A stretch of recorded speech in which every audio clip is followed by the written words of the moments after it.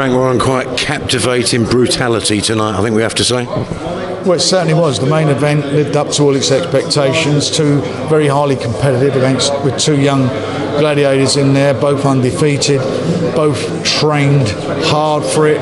No one had any injuries or anything going into it. There's no excuses. And as I said before the fight, it was all about who can maintain their discipline, and the discipline that Daniel showed working behind his jab, I thought was the key for him winning the fight. And obviously his power's there, but his jab was superb. He was powerful, he was efficient, it was a complete performance, and there wasn't really much Nathan could do about it. Well, Nathan caught him with a couple of good shots, and he took the shots, so that's what he did. But I think he's everybody said the first 3 rounds, he'll win them, and then Nathan will come into the fight. But his jab, he's just dominated it with that jab. Daniel has shown, but he can take a shot now. He really has ticked that box, hasn't he? Last 2. I don't want to see him getting caught. We know he can, but if he hadn't done, everyone would ask, couldn't they? So. That's absolutely true. But it's something for him to work on. Unfortunately, after a great fight like that, everyone's going to start looking ahead and ask what's next. What have you got off the top of your head at the moment? Nothing. He's going to fight in September, and we'll look at opponents. It is what it is. A lot of people have opinions, but all I know is I'll do what I feel is best and sit down with the guys and give them my advice, and hopefully they'll take it. Is it a case of maybe tempering expectations a little bit and not getting carried away after a performance like that? We just got, I want to get him fights that he can learn from. As I say, he's only 21 years of age, and the objective is to get him in a position where he can fight for a world title. Now all the world champions are all tied up for the next 8-9 months, maybe a year. So my job is to get him into a number 1 spot, which he will be, and by then he'll be a mandatory challenger to one of them.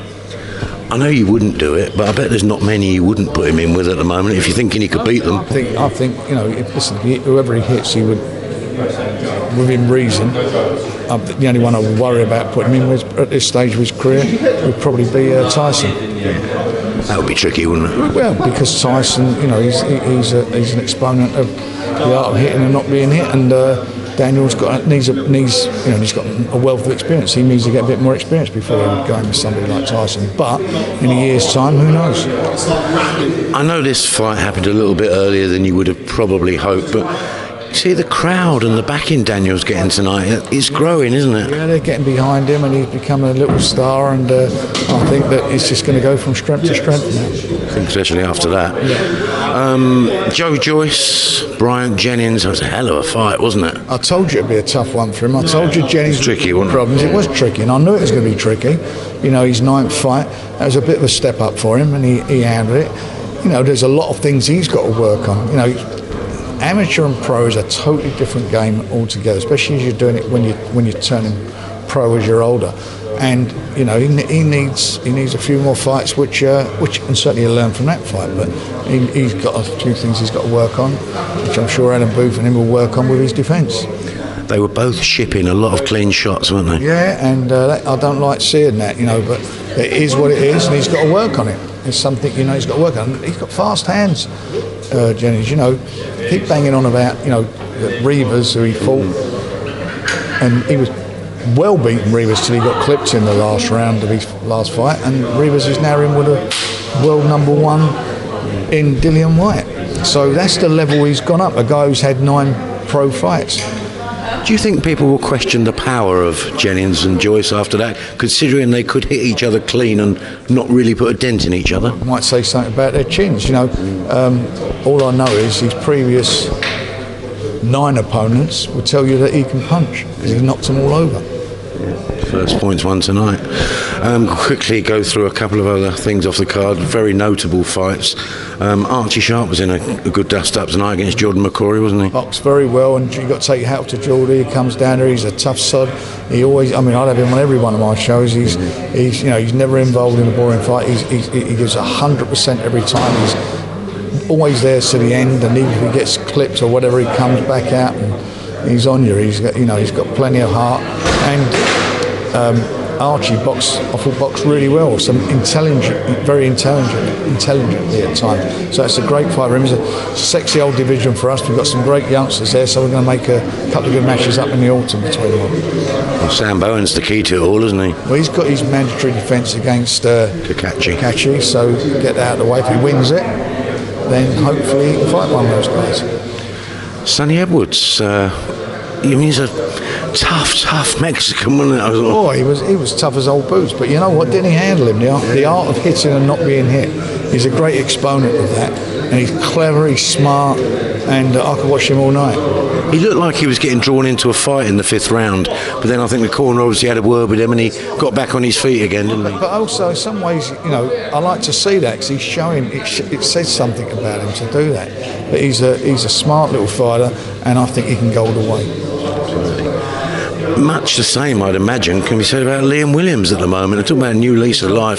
He's a mean machine, isn't he? He's on fire. He's a good puncher. He's got the bit between his teeth. He's in a good place mentally. He's done well with Dominic. Obviously, him and Dominic have hit it right off together. So it's onwards and upwards for him. That fella's never been stopped before. He certainly has now.